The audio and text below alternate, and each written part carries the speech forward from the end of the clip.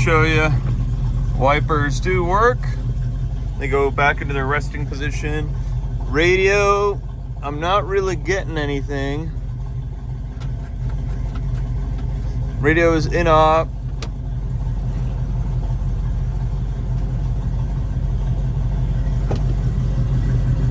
Fan does work. Defrost works. I'm getting warm air pushing out. Then windows do crank with minimal effort, which is nice. They go up and down. Guys, we're doing a quick top operation here. It is a manual top. It does help to have two people. You can do this on your own. You make sure you guide the like the rear window and all the little pieces of fabric so they nicely fold. You push down and they have these little latches here that they lock into right there. Guys, I just wanted to quickly demonstrate the tonneau cover is here for the rear.